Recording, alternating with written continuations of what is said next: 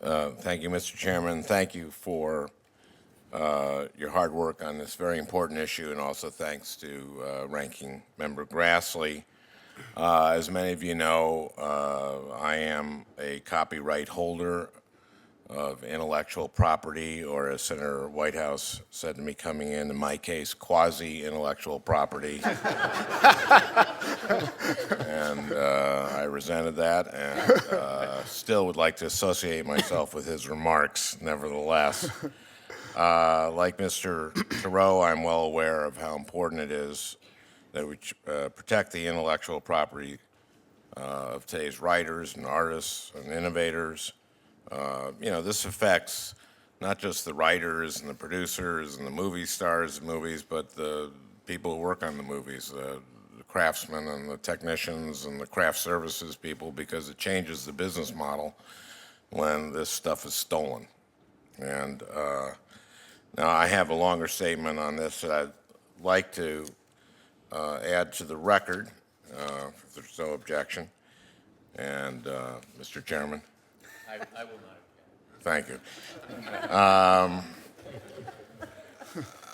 I also think it's essential that we move cautiously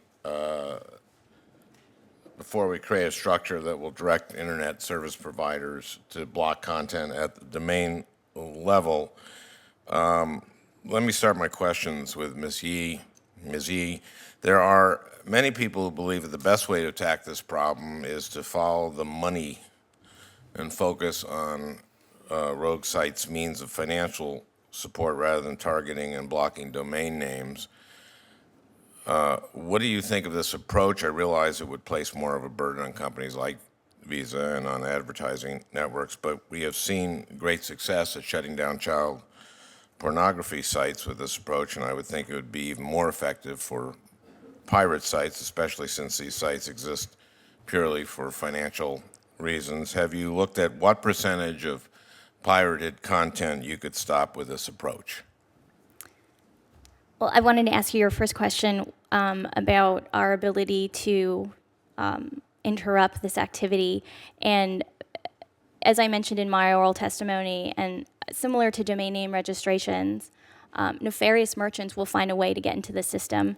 They will change their merchant account name. They will sign up with different acquirers. So once Visa takes swift action to terminate a merchant with the acquirer's assistance, the nefarious merchant will move on to another account name with a different acquirer under false pretenses. So it's a whack-a-mole game for us too. We honestly don't want it in our system, neither do the acquirers.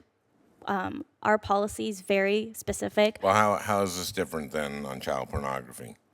Well, I think our approach is very similar. We, to the extent that we are made aware of the infringing activity by rights holders, we are, happy to provide assistance to help to terminate the merchant out of the system. At the end of the day, Visa doesn't want this type of activity in the system. Mr. Adams, have you looked into this at Rosetta Stone? If we just shut down the advertising and payment processing functions of counterfeit goods sites, could we stop the vast majority of sales of counterfeit goods? We believe that's true. Thank you. Mr. Daly, I've heard that the process of blocking domain names won't work, that it'll be incredibly easy to circumvent, and it will ultimately drive users to rely on unreliable foreign domain name services. I've heard that this could lead to large numbers of users to abandon the current domestic DNS system and therefore threaten network stability and lead to more identity theft. Are you concerned about this? How easy do you think it will be to get around this process, and do you think there's a more effective tool to stop these pirates? I think those are legitimate concerns. I think how widespread the problem becomes is something we'll just have to wait and see to see how many users actually go through the effort of reprogramming their computer to bypass their domestic ISP, such as Verizon's own DNS servers. It's not terribly complicated to do, although I actually asked one of our folks to walk me through it yesterday, and I got bogged down in the process a couple of times. So I'm not so sure that it's quite as easy as That's everyone reassuring. says. Yeah, but Thanks. it certainly can happen, and that's one of the problems with DNS blocking is that it is certainly not 100% effective. I don't think that's really the bill's goal. The bill has indicated that it's really not designed to clamp down 100%, and I don't think that there are really very many 100% solutions in anything we try and do to regulate commerce on the internet. So I think that yeah, there are ways around it. If you start using a foreign DNS server that is also not secure, that has also been compromised so that you don't necessarily know where you're going on the internet in terms of the results that are returned to your computer, yeah, you certainly could increase phishing risk and privacy theft. How big a problem that really is really hard to determine at this point. Thank you. My time has expired. I guess we're going to do a second round. I see, Mr. Thoreau, that Screen Actors Guild, Directors Guild, the American Federation of TV and Radio Artists have all endorsed this legislation. I'm a member of all three.